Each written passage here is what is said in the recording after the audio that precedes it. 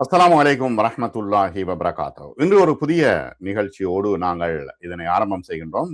என்ன விஷயம் என்றால், இந்த ஃபிர்காக்கள் மதஹப்புகள் தேவையா என்கின்ற கேள்வி பரவலாக எழுப்பப்படுகிறது. பல விமர்சனங்களும் முன்வைக்கப்படுகின்றன. ஒரு மதஹப் இல்லாமல் குர்ஆன் ஹதீஸை மட்டும் வைத்துக்கொண்டு ஒரு முஸ்லிம் ஏன் வாழ முடியாது என்கின்ற ஒரு கேள்வி எழுகிறது.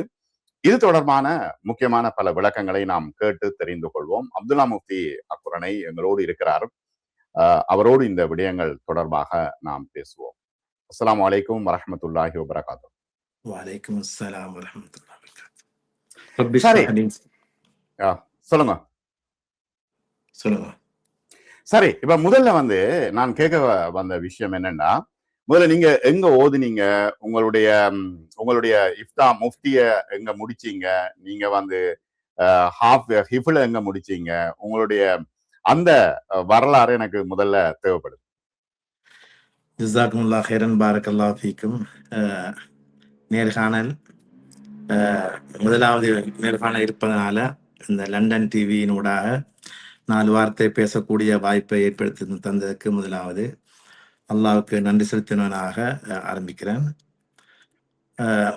அல்லாஹ் கிருபையால எனது ஹிஃபுடைய விஷயம் நாவலப்பிட்டி தாருல் உலூம் அல் ஹாஷிமி அரபு கலாசாலையில் ஆரம்பித்து ஹிஃபுதையும் அதே கல்லூரியில் முடிச்சுட்டு அதே கல்லூரியில் தொடர்ந்து மார்க்க கல்வியை படித்து முடிக்கக்கூடிய வாய்ப்பு அல்லாஹ் தந்தான். அதை தொடர்ந்து தௌரா ஹதீஸ்ன்னு சொல்கிற அந்த 6 கிரந்தங்களையும் முழுமையாக படித்து முடிக்கக்கூடிய வாய்ப்பு எனக்கு அல்லாஹ் அதே கல்லூரியில் கிடைத்தது. எங்க ஹாஷிமியில தான்? ஓமாம், அதே கல்லூரியில், நாவலப்பட்டியில. அது குறிப்பா சொல்வதாக இருந்தா எங்களோட வகுப்பை வைத்து தான் ஹாஷ்மியாவில் தௌரா ஹதீஸ் ஆரம்பமானது. அது எங்களுக்கு புதிய ஒரு அனுபவமாகவும் சிறந்த அனுபவமாகவும் மறக்க முடியாத ஒரு ஒரு ஒரு வாய்ப்பை அல்லாஹ் எங்களுக்கு தந்தான். அது எந்த நேரமும் மறக்க இயலாது. இது எத்தனையாம் ஆண்டு? 2004ஆம் ஆண்டு தான் நாங்கள் வெளியாகிறோம். அப்ப 2003ஆம் ஆண்டோட ஒரு வருஷம் முழுக்க அந்த ஹதீஸுக்கென ஒதுக்கப்பட்டு எங்களோட வகுப்புல 16 பேர் நாங்க முழுமையா அதுல கல்வி கற்றோம். அல்ஹம்துலில்லாஹ். சரி, இப்ப உஸ்தாதுமார்கள் எல்லாம் முஃப்தி இஃப்தா முடித்தவர்கள் இருந்தார்கள், முடிக்காதவர்கள் இருந்தார்கள்.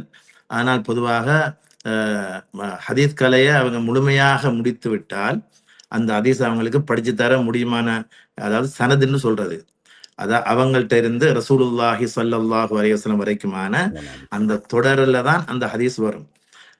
அந்த நிலைக்கு அவங்களுக்கு என்ன செய்யலாம்? அந்த ஹதீஸை போதிக்கலாம். அந்த நிலையிலிருந்து எல்லா உஸ்தாமாரும் எங்களுக்கு ஓதி தந்தாங்க. இரவு பகலாக ஓதி இருக்கிறோம் அல்லாஹ் கிருபையால. ஓதி 2004ஆம் ஆண்டு அங்கிருந்து வெளியாகணும். இல்ல, அரபு இலக்கணம் இலக்கியம் படிக்கிற நேரத்துல கஷ்டமா இருந்துச்சா? எப்படி இருந்துச்சு? உங்களுக்கு லேசா இருந்துச்சா? என்ன பிரச்சனைன்னா, அரபு என்பது ஒரு ஆச்சரியமான பாசை.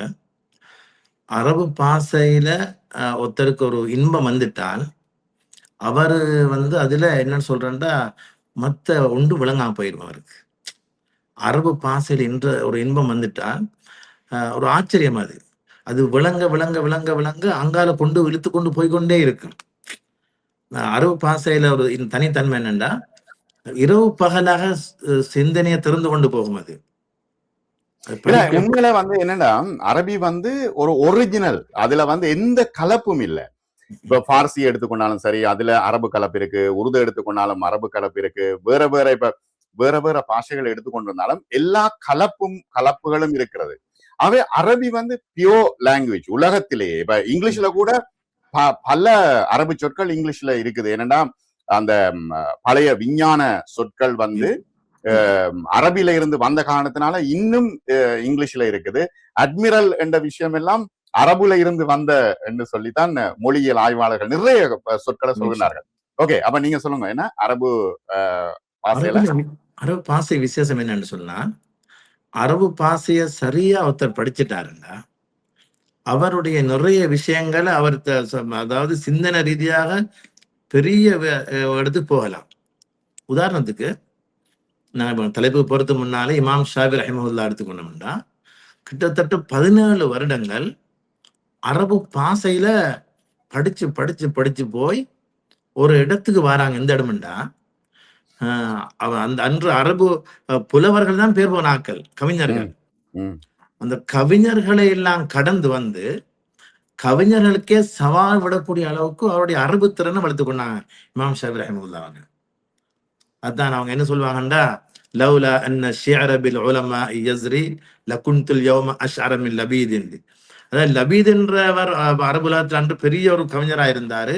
அவர் சொன்னாரு, இந்த கவிதைன்றது உலமாக்களுடைய பேரை அழுக்காக்கும் என்ற பயம் மட்டும் எனக்கு இல்லைன்னு இருந்தால் நான் அந்த லபீதையும் கடந்த ஒரு கவிஞராக நான் மாறி இருப்பேன்னு சொன்னாங்க. ஆனா என்ன ரசூல்லா வந்து சொல்லிக்கிறாங்க, கவிஞர்கள் பொய்யர்கள் என்ற கருத்துல நான் கேள்விப்பட்டிருக்கிறேன், பொய்யர்களோ. ஆனா ரசூல்லாவே சந்தோஷப்பட்டிருக்கிறாங்க. ஒரு கவிஞரை வச்சு கவிதை பாடுற நேரம், அவரை வச்சு புகழ்ற நேரம் ரசூல்லாவே சந்தோஷப்பட்டிருக்கிறாங்க இல்லையா? ரசூலுல்லாஹி ஸல்லல்லாஹு அலைஹி வஸல்லம் அவங்கள புகழ்ந்தது முக்கியமான சாபிதான் ஹஸ்ஸான் இப்னு சாபித் ரலியல்லாஹு அன்ஹு. அவங்களும் கவிஞராக இருந்தாங்க. அவங்களும் புகழ்ந்த நிறைய விஷயங்கள் இருக்குது, அனுமதிச்சிருந்தாங்க. மஸ்ஜித் நபவியில கூட அவங்க கவி பாடிக்கிறாங்க. அதோட ரசூலுல்லாஹி ஸல்லல்லாஹு அலைஹி வஸல்லம் அங்கீகரிச்சிருக்கிறாங்க. இப்ப கவிதைன்றது அரபுக்கும் கவிதைக்கும் சரியான நெருக்கம் இருக்குது. அதனாலதான் அந்த மதரசாக்கள பாடங்கள்லையும் அது தனி ஒரு பகுதியா வரும். அத படிக்கக்குள்ள அந்த அளவு படிக்கக்குள்ள நாங்க கவிஞரா மாற இல்லாட்டியும் அரபருடைய ஆழம் இவ்வளவு இருக்கு, நான் போய் முடிக்க இயலாத, கரகாண இயலாதுன்ற முடிவுக்கு நாங்க வரலாம். அதான் இப்ப ஹசரத்மார் உலமாக்கள் சொல்ற விஷயம் என்னன்னா, ஐயாமுல் ஜாஹிலியா காலத்தினுடைய கவிதைகளை வந்து பாடத்திட்டமா அரபு காலேஜ்ல வைக்கப்பட்டிருக்கு இல்லையா? அதுலயும் இப்ப இன்றைக்கு நாங்க அந்த அரபு உலகத்தை எடுத்தோம்னா, அங்க அந்த அரபு தனித்துவ படிப்புக்கு வந்து ஜாஹிலிய கவிதை இல்லாத மனப்பாடமாக்கணும், அதுக்கு புறவந்த கவிதைலாம் மனப்பாடமாக்கணும். அப்ப அவங்க என்ன சொல்லி தருவாங்கன்னா, நீ கனவுல கவிதை சொன்னாதான் நீ அரபு பேச தெரிஞ்ச மனுஷன். கனவுல கவிதை சொல்ல தெரிஞ்சாதான் நீங்க அரபு பேசுற மனுஷன் நீங்க என்ற முடிவுக்கு வரலாம். அது வரைக்கும் அரபே தெரியா நினைச்சுக்கொள்ள வேண்டியதுதான். அடுத்தது வந்து மதரசால வந்து கொண்டு ஆக்களை போட்டா பிறகு எல்லாருக்கும் அது பிடிபடுறல. அநேகமான ஒரு ஒரு 30% வந்து ஓடி விடுவார்கள், ஏன்னா அந்த அந்த கட்டுப்பாடை தாங்க முடியாமல். அப்படி அனுபவங்கள் இருக்கா உங்களுக்கு? உண்மையில அது வித்தியாசமான அனுபவம் தான். அதுக்குரிய காரணங்களை சரியா தேடி பார்த்தோம்னா, அந்த பொதுவாக அந்த ஹிப்ஸுக்கு வர பிள்ளைகள் 10-12 வயசுல வருவாங்க. அந்த இடத்துல அந்த பிள்ளைகள் கூடிய இந்த அரவணைப்பு முறை வந்து கொஞ்சம் தவறக்குள்ள பிள்ளைகள் அவசரமாக முடிவெடுத்து பாஞ்சு ஓடிடுவாங்க.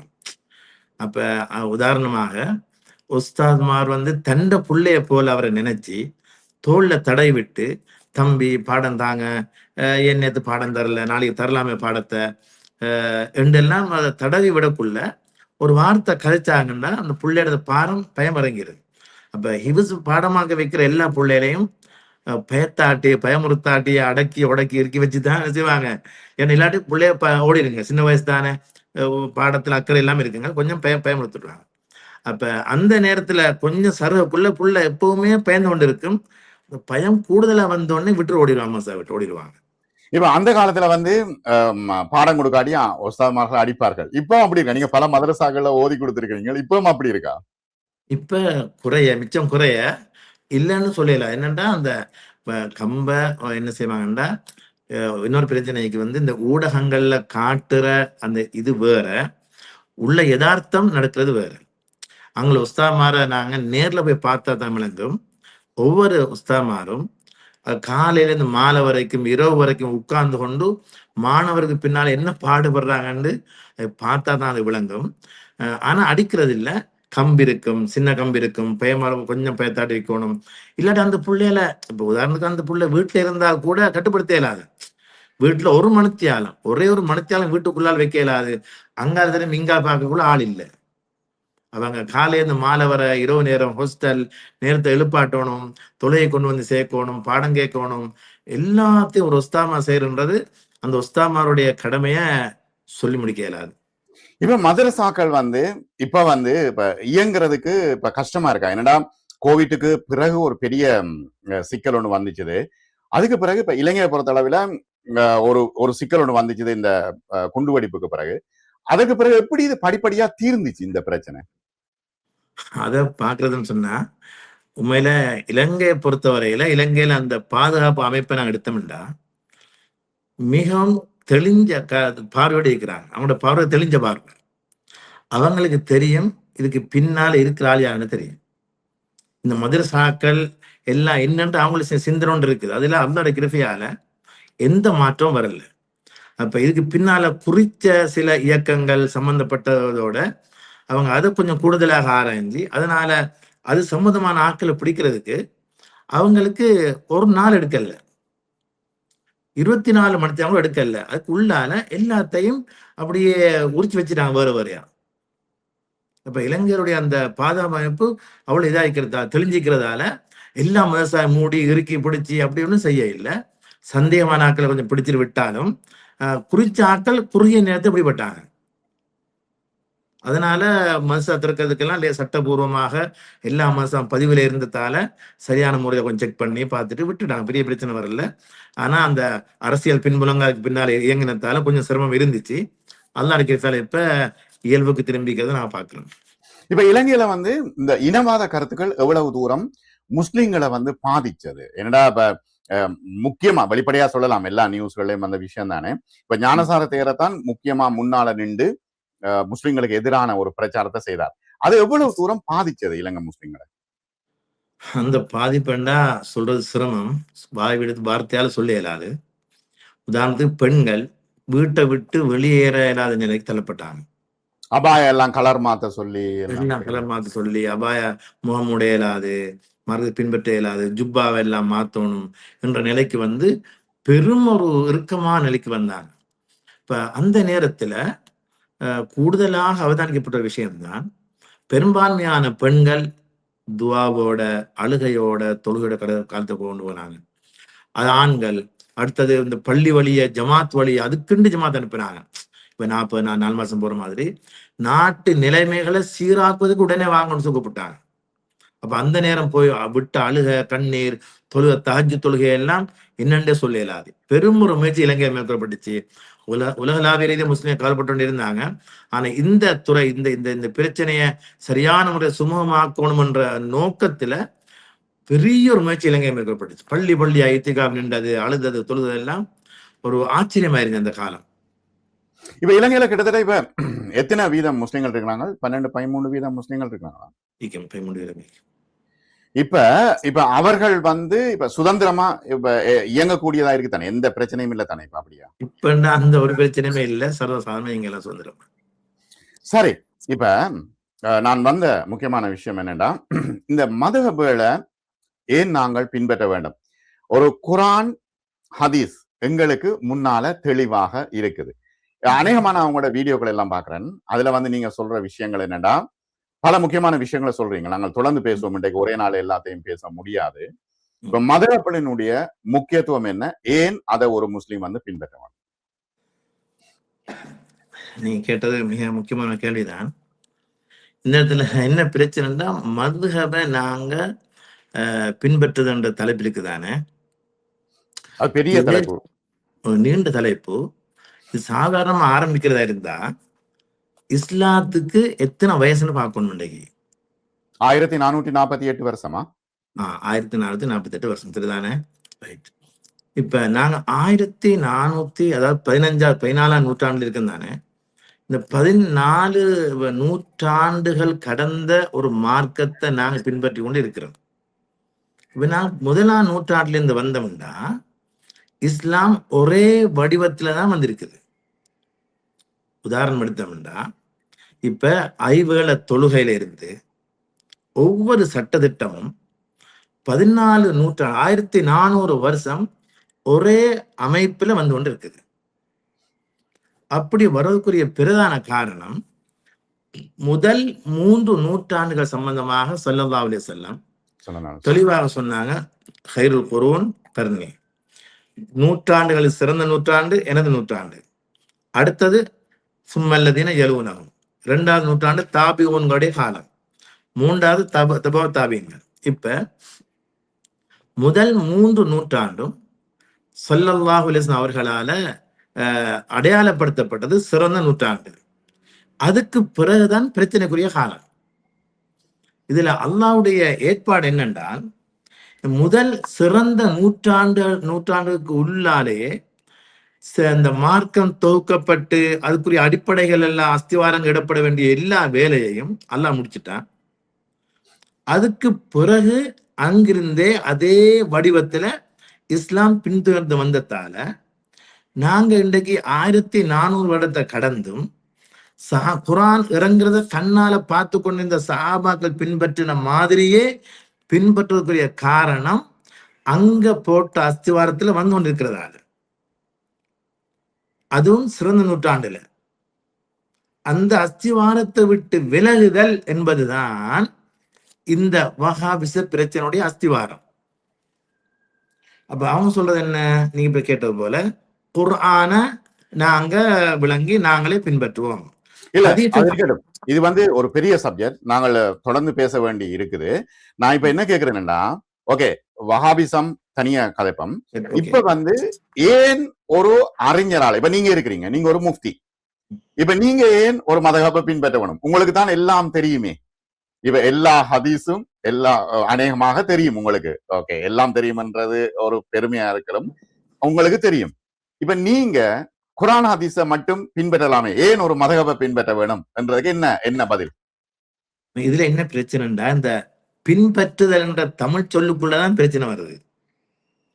நாங்க யாரும் மதகபை பின்பற்றுதல்டா அது எப்படி இன்றைக்கு அந்த சிந்தனையில ஒரு வகையான ஒரு இது பதியப்பட்டிருக்கிற விஷயம்தான் குர்ஆன் ஹதீஸை பின்பற்றாம மதவை பின்பற்றுகிறார்கள் என்றதான் பெரும்பான்மையான பொதுமக்களுடைய மனப்பதிவு. மீண்டும் மீண்டும் மீண்டும் சோசியல் மீடியால பேசுற விஷயம் இதுதான் தலைப்பு, சரிதானே?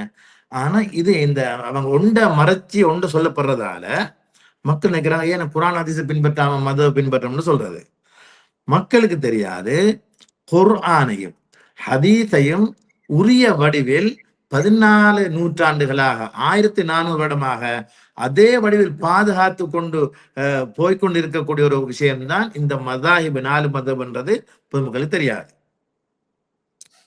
உதாரணத்துக்கு ஒரு சின்ன உதாரணத்தை உங்களுக்கு வழங்கும். நீங்க இந்த உங்களுக்கு பொதுவாக தமிழ் பேசக்கூடிய உலகத்துல ஷாஃபி மதம் தெரிஞ்சிருப்போம், ஹனஃபிகள் இருக்கிற இடங்கள்ல அந்த மதம் தெரிஞ்சிருப்போம். இப்ப 14 நூற்றாண்டு எடுத்தோம்னா ஷாஃபி மதுஹப்ல உட்பட்ட சட்டங்கள் ஒரு சட்டத்தை எடுத்தோம்னா 1400 வருஷமும் ஒரே வடிவில் தான் அது இருக்கு, சரிதானே? ஆனா இதே மாதிரி ஒவ்வொரு மதுஹப்லையும் ஒரே முறைப்படி இருக்கும்.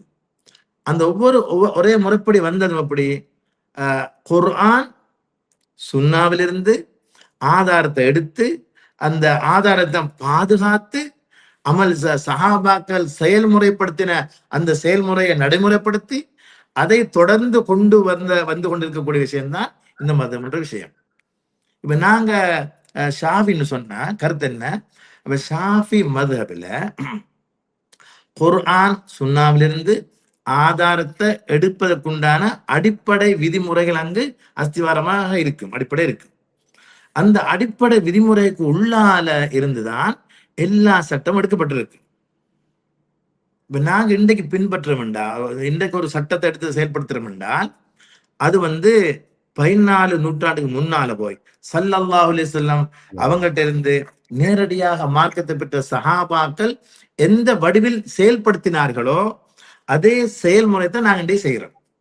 ஆனா என்ன பிரச்சனைனா, ஓகே இப்ப ஷாஃபி மதஹப்ல ஒரு ஹதீஸ் ஒரு விளக்கத்தை சொல்லுது, ஹனஃபி மதஹப்ல ஒரு ஹதீஸ் ஒரு விளக்கத்தை சொல்லுது. இப்ப நீங்க ஒரு வீடியோ ஒன்று உங்களோட வீடியோ பார்த்தேன், என்னன்னா நீங்க சொன்னீங்க மனைவி தொட்டால் ஒது முறியாதா, மனைவியோ அல்லது பிற பெண்களையும் தானே அது அர்த்தப்படும், மனைவி மட்டும் இல்லையே எல்லா பெண்களையும் தானே. ஓகே, இப்ப ஷாஃபி மதஹப்ல அப்படி இருக்குது, ஒது முறிந்து விடுமன் இருக்கு. ஹனஃபி மதஹப்ல ஒது முறியாது.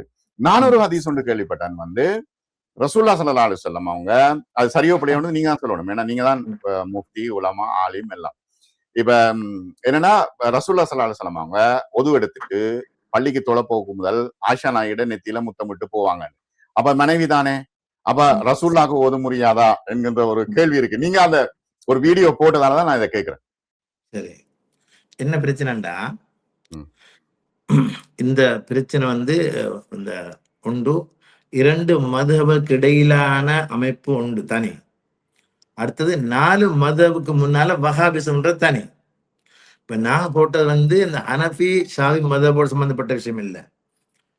ஷாஃபி மதவுக்கும் வஹாபிகளுக்கும் இடையில பிரச்சனை தான் போட்டிருக்கிறோம். இல்லையே, இப்ப வஹாபியில விடுவோம். இது வந்து ஹதீஸ் தானே, இதுல என்ன சரி. பிரச்சனை உங்களுக்கு இருக்கு?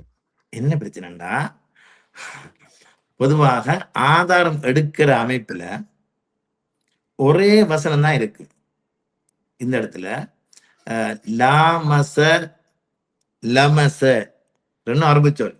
ம். அந்த குர்ஆனுடைய வசனத்துக்கு அவங்க கொடுத்த முக்கியத்துவம், அந்த அர்த்தம், அந்த பகுதி ரெண்டாவது. நாங்க கொடுத்தது வேற. இப்ப அதுக்கு அவங்கடா இமாம்கள் இல்ல, அங்கிருந்து வர்றது இது வந்து அரபு சொல்ல மையப்படுத்தி தான் அந்த பிரிவு வரும். ம். உதாரணத்துக்கு லாமச என்றால் லாமஸ் என்ற அரபு சொல் லமச என்ற அந்த லம்ஸ்ல இருந்து அங்கே தான் வரப்போகுது. அப்ப லமஸ் என்று சொன்னால் நேரடியாக தோலோடு தோல்படுதல், கையால் பிடித்தல், தொடுதல் என்ற கருத்து இருக்குது. சரிதானே? லாமஸ் என்றாலும் தோலோடு தோல்படுதல், கைப்படுதல். இரண்டாவது கருத்து இந்த லாமஸுக்கு என்ன இருக்குதுன்னா கணவன் மனைவி ஒன்று சேருதல் என்ற கருத்து இருக்குது. ஓகே, சரி. இதுல பிரச்சனை என்னண்டா, அடிப்படையான கருத்து எது?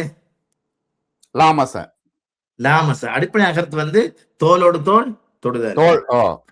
சரிதானே? அடிப்படை. ஷாஃபி மதபில் உள்ள அடிப்படை ஒன்று இருக்குது. அதாவது அல் அஸ்லு ஃபில் கலாம் அல் ஹகீகான்னு சொல்றது. அப்படின்னா அந்த அந்த நஸ்ல குர்ஆன்ல இல்லாட்டி சஹீஹ் ஹதீஸ்ல ஒன்று வந்துட்டா அதை நேரடி கருத்துல இருந்து கொண்டு போயிடாது. ஏன் கொண்டு போறதா இருந்தால் அதுக்கு ஆதாரம் தேவை. அப்ப ஆதாரம் இல்லாம கொண்டு போத்துவாங்கன்னா எல்லாரும் அங்க கொண்டு போய் தருவாங்க. இருக்கட்டும். அப்ப குர்ஆன் வந்து இறங்கினது அரபியில. அரபிகள் வந்து நேரடி கருத்து தான் எடுத்திருப்பாங்க. அவங்களுக்கு எங்க தப்சீர் இருக்கு? மீனிங் ஆரம்பத்துல அந்த அரபில இறங்கினத்தாலதான் நாங்களும் சொல்றோம் அரபு நேரடி கருத்துல தானே இறங்குச்சு. இரண்டாவது கருத்துக்கு இடம்பாடு தானே இருக்குது. இரண்டாவது கருத்துக்கு கணவன் மனைவி ஒன்று சேர்ந்து இடம்பாடு இருக்குது. இல்ல எனக்கு என்ன விளக்கம் பண்ணுவேண்டா, இப்ப சஹாபாக்கள் குர்ஆனை வந்து நேரடி கருத்துல விளங்கினாங்களா, தப்சீர் சொல்லி விளங்கினாங்களா? பொதுவாக சஹாபாக்கள் வந்து குர்ஆனை இறங்கக்குள்ள பொதுவாக அவர்களுடைய பாசையெல்லாம் குர்ஆன் இறங்கிச்சு. அவங்க நேரில் இருந்துச்சு.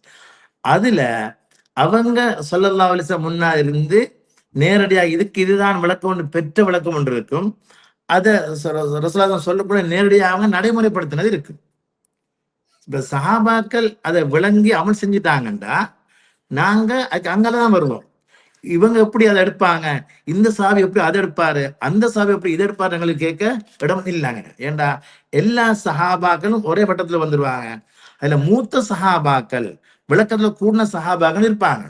ஆனா இவர விளக்கம் சரி, அவர விளக்கம் பிள்ளைண்டு என்ன செய்யலாம், எங்களுக்கு புகையலாது.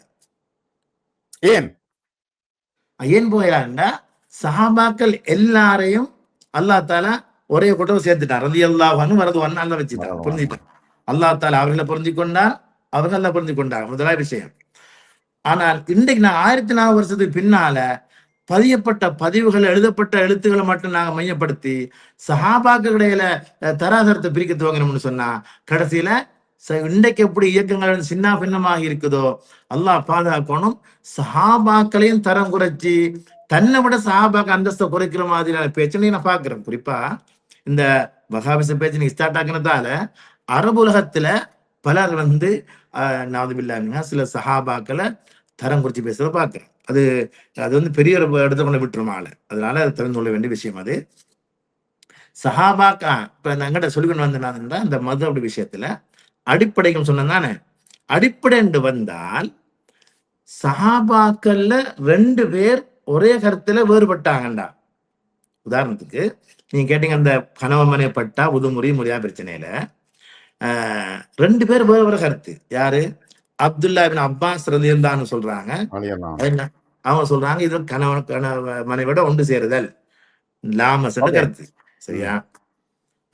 அடுத்த உமர் ரலியல்லாஹு பண்ண பெரும் சஹாபாக்கள் என்ன சொல்றாங்க, இல்ல இது வந்து பட்டால உதுமுறிஞ்சுன்றாங்க. சரிதானே?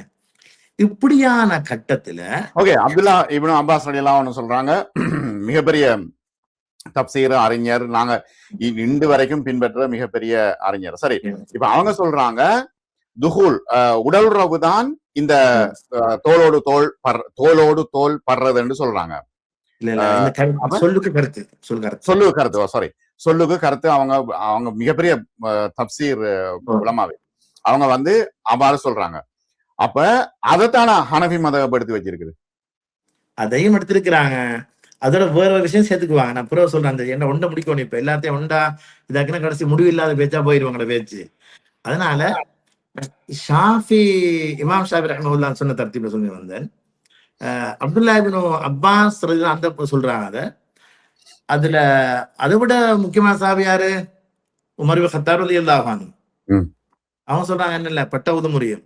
அதே போல இப்ப அறிவில வந்து அப்துல்லா இப்னு அப்பாஸ் தானே உயரம். இல்ல என்ன பிரச்சனைடா, இது வந்து ஃபிகோட சம்பந்தப்படக்குள்ள தஃப்சீர்ல கூடுதலான விஷயம் அல்லாஹ் தஆலா கொடுக்கணும்னு ரசூலுல்லாஹி ஸல்லல்லாஹு அலைஹி வஸல்லம் துஆ செஞ்ச தனித்தால ஒண்டி சரியா. ஃபுகஹா சஹாபாவுல ஆக மிக மூத்தவரும் நிறைய விஷயங்கள் தெரிஞ்சவர் யாரு? உமர் இப்னு கத்தாப் ரலியல்லாஹு அன்ஹு. உமர் தான் சரிதானே? ரைட். இதனை ஆரம்பத்தில் சொன்னேன், இவங்களுடைய தராதங்களை பிரிக்க இயலாது. இப்ப பிரிச்சு சட்டம் எடுக்கல. ஏன் எடுக்கலாண்டா, இந்த ஆயத்துக்கு இவர் ஒரு பக்கம் போறாரு, அவர் அடுத்த விளக்கம் சொல்றாரு.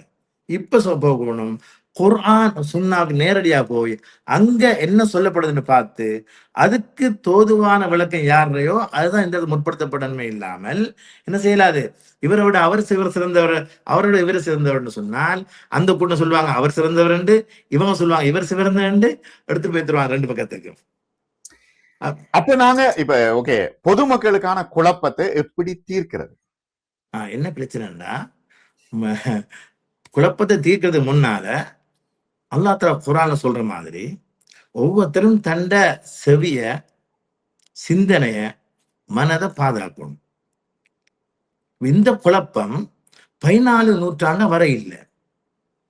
இப்ப ஏன் நானும் நீங்களும் வாழ்ற இந்த சமகாலத்தில் இந்த பிரச்சனை உருவெடுத்திருக்குது என்று நாங்க பார்க்க வேண்டிய இடம் வேறு.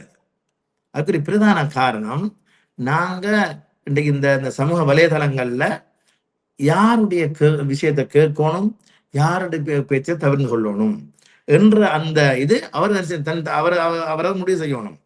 அதுலயும் விளக்கம் என்னால் எடுத்து பிரிச்சு விளங்கலாம் என்ற நிலையில வந்து உள்ள பொதுமக்கள் மிச்சம் குறைய என்ன செய்யறாங்கன்னா, ஒரு தனி நபருக்கு பின்னால போய் அவரை சரிப்படுத்துறதுக்காக வேண்டி பேசுறதையும் எழுதுறதையும் பார்க்கிறேன்.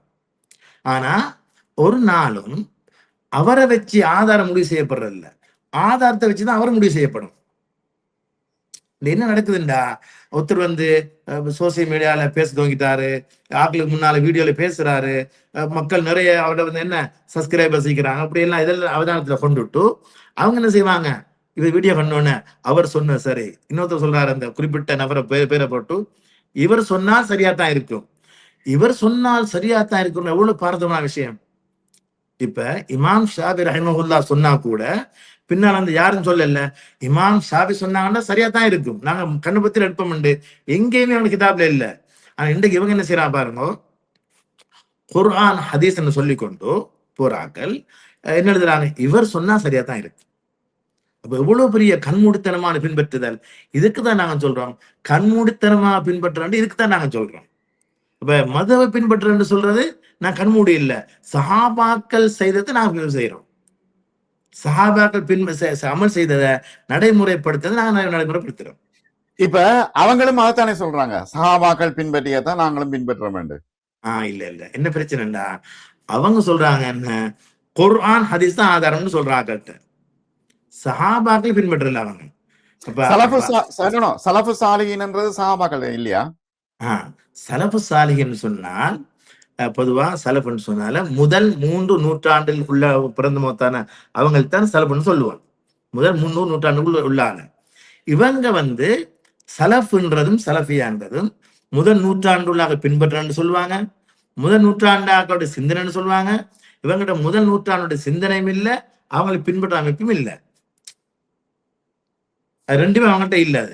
அப்ப அப்படி இருந்தா என்ன செய்யணும், அங்க அவங்கள்ட்ட அடிப்படைக்குள்ளால வரணும். அடிப்படை அது ஒன்றுமே வராது, பேச்சுவார்த்தையில வரும் ஒரு பக்கம்.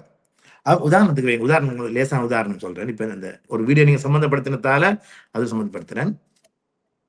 அப்துல்லா இப்னு அப்பாஸ் ரலியல்லாஹு அன்ஹு சொல்றாங்க, எனவே எங்கட நிலப்பாடு என்ன, பட்டா உதுமுறியாதுன்னு சொன்னாங்க தானே. நான் ம். கேட்கிறேன் அவங்கள்ட்ட, நீங்க யாரப்ப, நீங்க யாரு, உங்களோட அடையாளப்படுத்துங்க. இப்ப என்னை பார்த்து நீங்க யாருன்னு கேட்டாங்கன்னு சொல்லுவேன், நான் ஷாஃபி மதுக்கு உட்பட்டார். அப்ப அதோடைய அடிப்படை விதிமுறை முன்வைக்கணும். அதுல புலண்டா நான் மீண்டும் என்ற கருத்தை மீளெடுக்கணும். அதே மாதிரி நாங்க வஹாபிகிட்ட போய்த்து, நீங்க யாரு, அவர் தன்னைத்தானே நாங்க எங்க இடத்துல தான் ராஜியான கருத்துன்றாரு. அப்ப நீங்க யாருன்றா ஃபர்ஸ்ட் சொல்லணும். ஏண்டா இன்னைக்கு அவங்களுக்கு இடையிலே பல்வேறுபட்ட முரண்பாடுகளை பார்க்கிறோம்.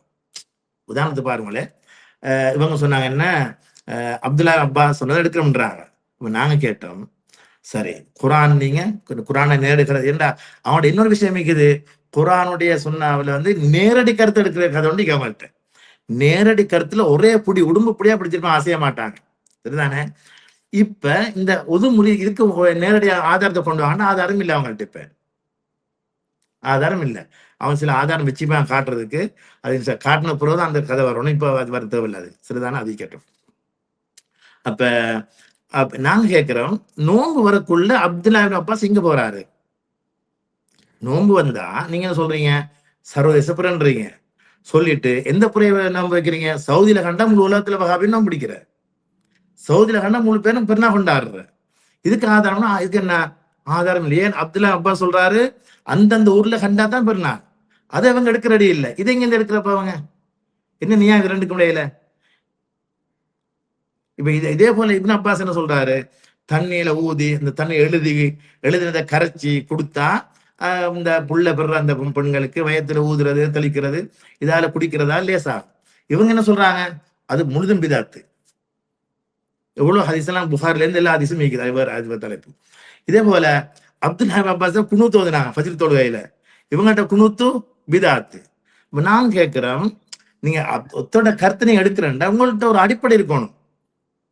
இதை எடுக்கிறது அதை விடுறது, அதை எடுக்கிறது இதை விடுறேன்டா என்னது அந்த தடுமாற்றத்துல அவங்க இருக்கிறது தான் சரியான பதில் அவங்க தராமிக்கக்கூடிய பிரதான காரணம். மிக நன்றி அப்துல்லா முஃப்தி. பல முக்கியமான விஷயங்கள் பேசணும். இது வந்து ஒரே நாள்ல முடிகிற விஷயம் இல்ல. ஒரு 30 நிமிஷத்துல இதை முடிக்க முடியாது. நாங்கள் தொடர்ந்து பேசுவோம் இது தொடர்பாக.